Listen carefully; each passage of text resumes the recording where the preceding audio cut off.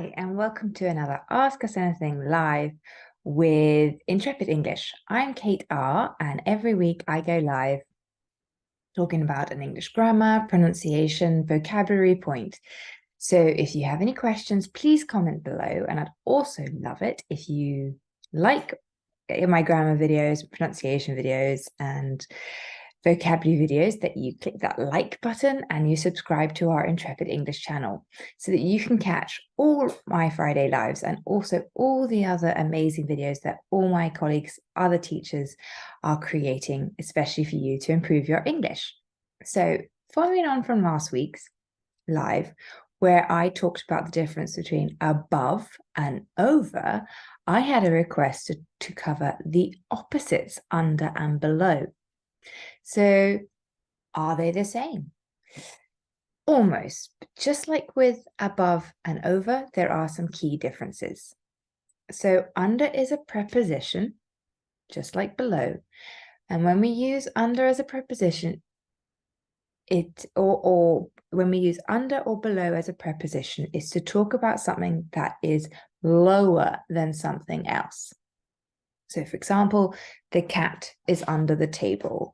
His shoes were under the bed.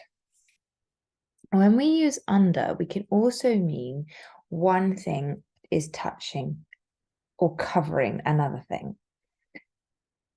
So the opposite, over, can be used, but not above. So just like in this situation, so same with above and over, only over can be used when something is touching.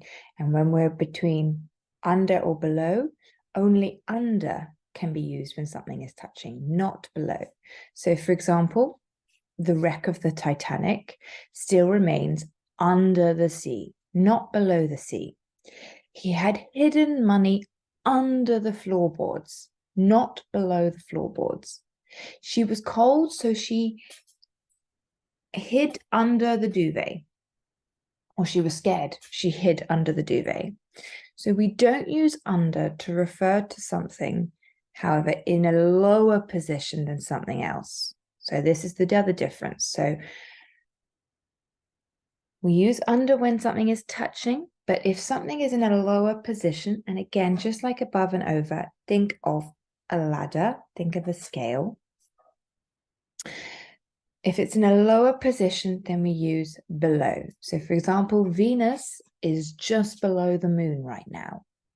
Not Venus is under the moon. So this is just like with above. Below is used when you think of the levels of a scale. So I said in my last video, I said the chalet was above the village. Okay, and I would say the village was below the chalet. Okay, not under. Also, another difference is when we're talking about age, we use under, not below. Okay, so you have to be under 18 to go on that roller coaster ride. They have 3 children under the age of 5. Okay, not below the age of 5, under the age of 5. Another important difference is when we're talking about measurements. So we use under, not below, to talk about measurements of time or weight. Just like how we used over and not above. So we finished the project in under a year and a half. Or the project, if we're doing the opposite, the project took over a year and a half to complete. The bag was just under 10 kilos. So I was able to bring it on the plane, okay? Not below 10 kilos, under 10 kilos. However, when we're talking about height and temperature, we use below, not under. And it's because we're talking about a scale. So on a meter, you know, it's the measurement for height and temperature, and on a thermometer. When we're thinking, we're comparing to 0. Okay, so the roof of the new building is just below the height of the church. So not under the height of the church, below the height of the church.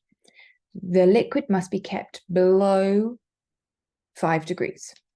Now, I've got some antibiotics for my daughter, so it must be kept below 5 degrees, for example. not under 5 degrees.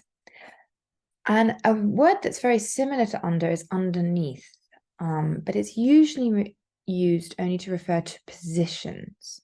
So underneath the stairs is where we keep our vacuum cleaner and our shoes.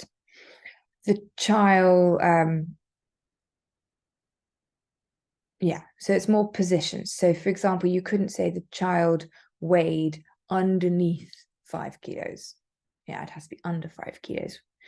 We can only use underneath when we're talking about that position. Venus is underneath the moon right now. So next week, if you enjoyed this, I'm going to now talk about 3 very common prepositions that are often confused as well when talking about time periods, and they are for, since, and during. So if you've enjoyed understanding the difference about under and below, and then last week above and over, then please check out my next video next Friday when I'm going to talk about for, since, and during, and the differences between them. In the meantime, I hope you have a wonderful weekend and see you next Friday.